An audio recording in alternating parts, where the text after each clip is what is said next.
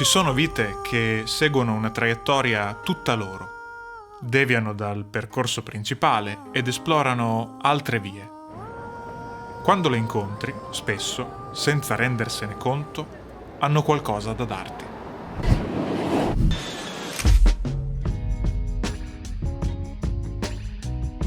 Oggi siamo nel sud del Giappone. Abbiamo noleggiato la nostra auto giapponese. Stiamo andando ad incontrare Rupert. Rupert è un fotografo inglese che, dopo una lunga carriera, molla tutto per vivere senza entrate economiche in una antica fattoria giapponese. Come e perché sono le domande a cui cercare risposta in questo nostro primo viaggio in Giappone.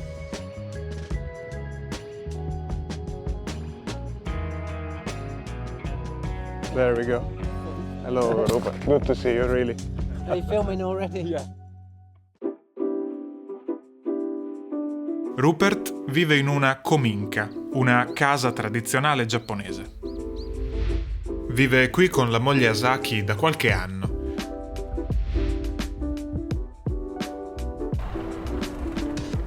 I tried to clean up a little bit.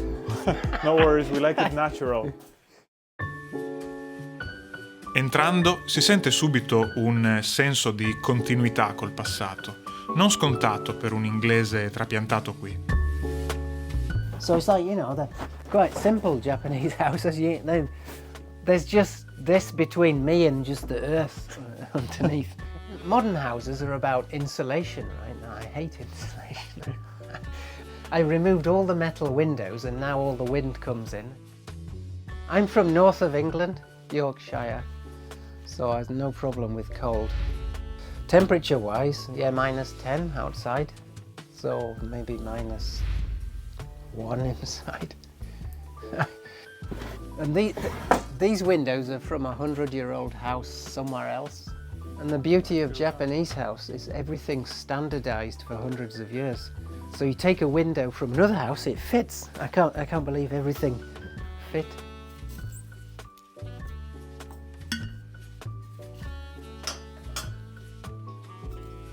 La personalità di Rupert è un mix di sfumature che cercheremo di osservare. Oh, this black tea, by the way. So it's fermented.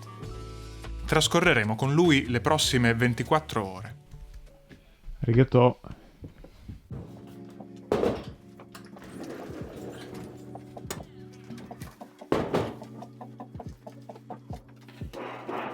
Rupert non solo coltiva tè e riso.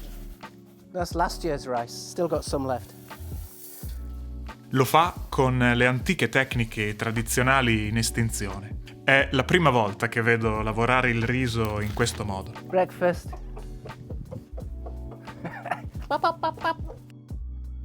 Modern rice with machine is plough the field, chemical fertilizer, plant the rice by machine, then leave it because the chemicals kill everything, so no problem with weeds. And then they harvest 6 months later, straight to the factory, finish. But for me, it's every day. After the war, maybe 60% of the population lived in the countryside, but now it's like 10%. No one wants to live here. Why do you think people are moving to city more and more, even here in Japan? I honestly, I don't know. It's money. It's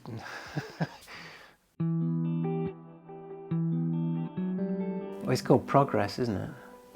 So I like to live backwards, really, just to rediscover the past.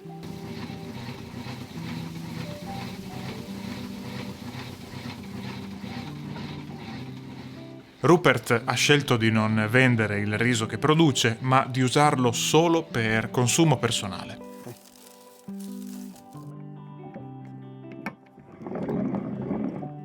And about money, how do you keep your life up here? You said you're not selling your rice. Yeah, my wife works. I mean, just minimum wage, small amount, just enough to survive.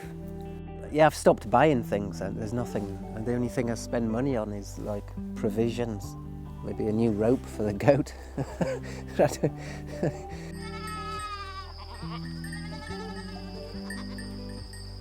But it's like how people used to live. Basically, their main thing they did in the day was to get food to eat. You didn't go to a supermarket, so you grow it, so they just lived to survive, that's it. And that's all I want to do now. I've done the other way, making money. I wouldn't say I was very happy. So now I don't need money, and can you imagine that's liberating to not, you know, I found happiness without money.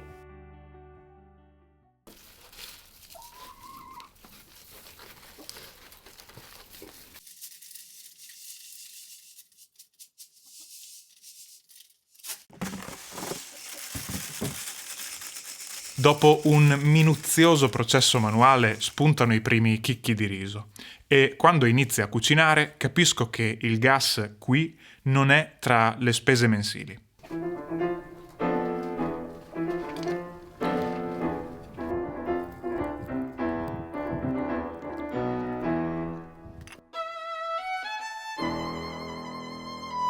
L'acqua calda è ricavata da una cisterna di metallo riscaldata dal sole.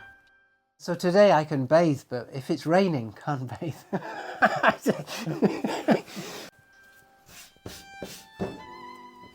In England, my mother's utilities bills, it's like the price of this house. Yeah, and this house cost 4 million in yen, 20,000 US dollar. It's quite cheap.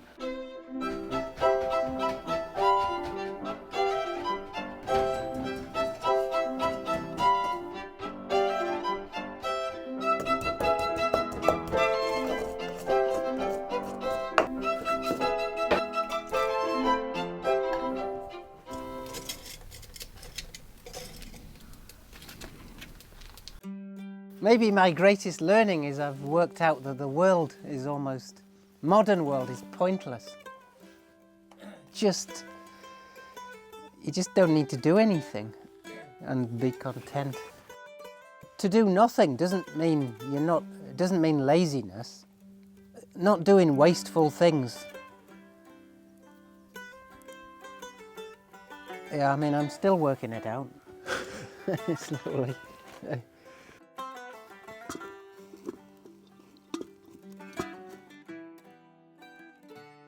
Quella che bevono invece è acqua di sorgente, inestimabile dono della montagna in cui stavamo per salire.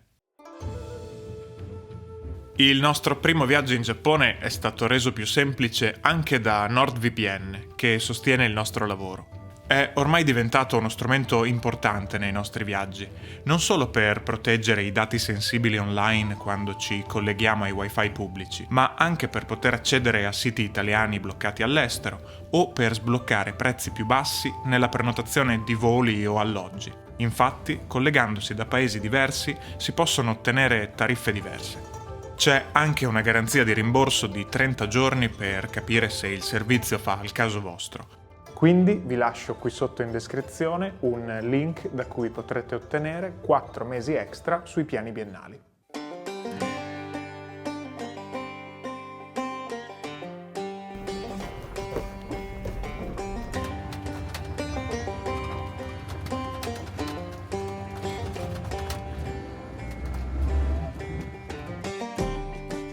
La strada che porta Rupert ad una scelta così radicale non è un percorso lineare.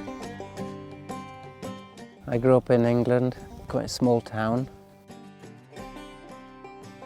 I went to the usual school and then college.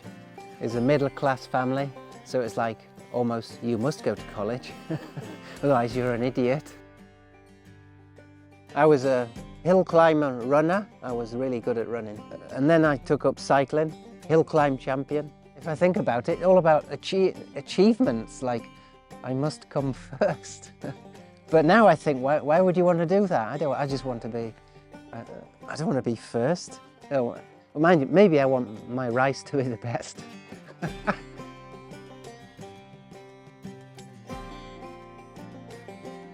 Well, I went to art college, so I did that for 3 years. And actually my story's a little bit weird because I was kind of, I don't know whether you can put it in the thing. I was dating this girl who ended up a bit of a psycho. So I was offered a job in Singapore. So I kind of ran away.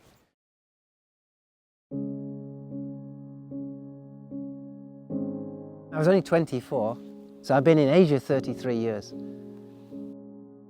So I'm kind of more Asian now.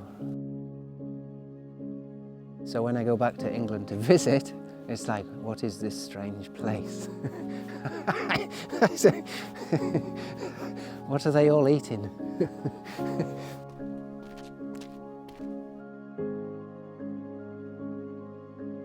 Singapore's a strange place. There's lots of foreigners, and everyone's on a well-paid salary, and it was just party all the time. And there's all these beautiful Asian girls, and you just go wild, and I did. So I kind of got drawn into that, and it kind of distracted me. And then gradually, year by year, I started just figuring this is not me. How long did it take you to figure that out? It took me a long time, because I was in Singapore 18 years.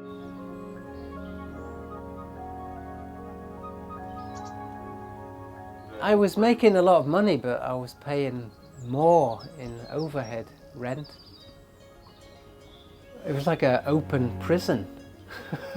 I don't know, what did he call it? Rich man's poverty. I would much rather real poverty. Like this, don't need anything. If I need to eat, just go into the field.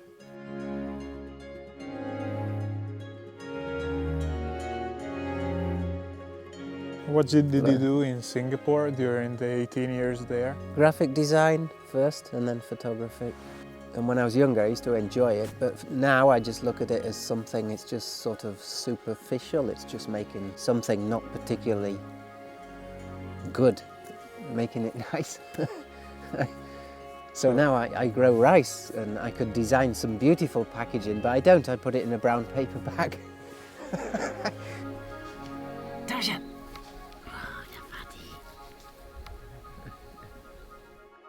I did have a sort of depression for a while.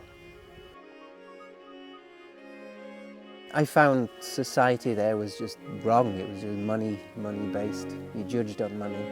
I got in a taxi one day, and the taxi driver went, "How much do you earn?" That's like first thing.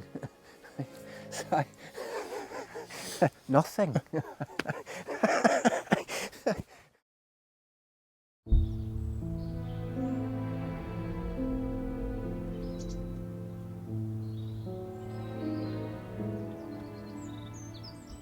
La vita che Rupert aveva condotto fino a quel momento perde di significato. I wasn't happy, so there was something missing. Ha 45 anni quando decide di trasferirsi da solo, con pochi risparmi, nel paese che da sempre lo aveva affascinato. I always wanted to go to Japan from age, age 20.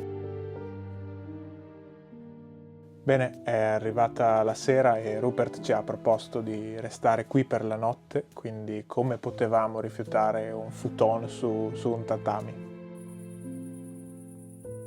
My total aim was to start a new life, and I did it.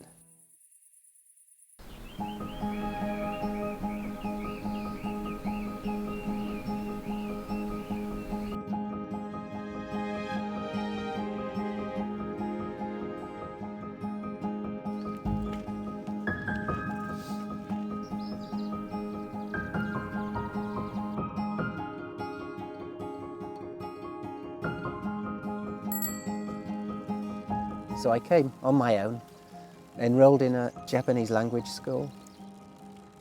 I met my wife in Fukuoka. We bought this house because basically no one's doing any farming, which means no one's doing any chemicals.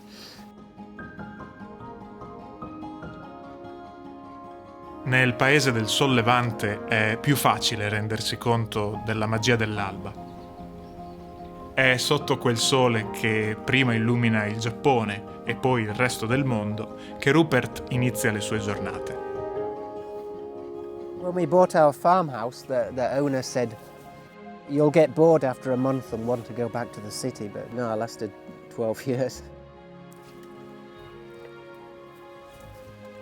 It's not easy, the climate here, you get typhoons and the insects, the snakes. So every day there's challenges, but I don't know. The happy factor outweighs everything.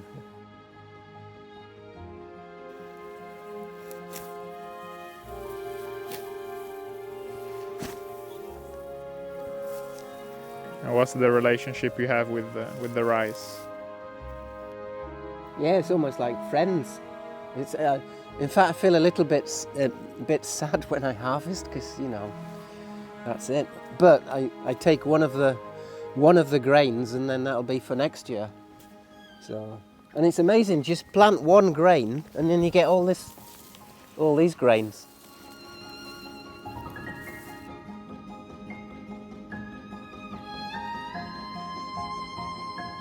Traditional way of growing is just regenerative, so it doesn't affect the planet, so that's a really good thing. Not many people do grow rice like this. Well, you can't make any money.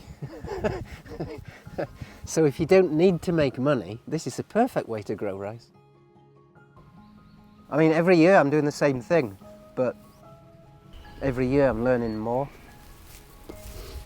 Do you get ever bored once you do 2,000? No, I don't. I completely lose sense of time.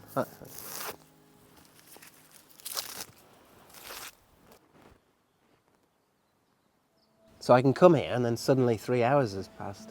I didn't even do anything. So it's kind of meditation.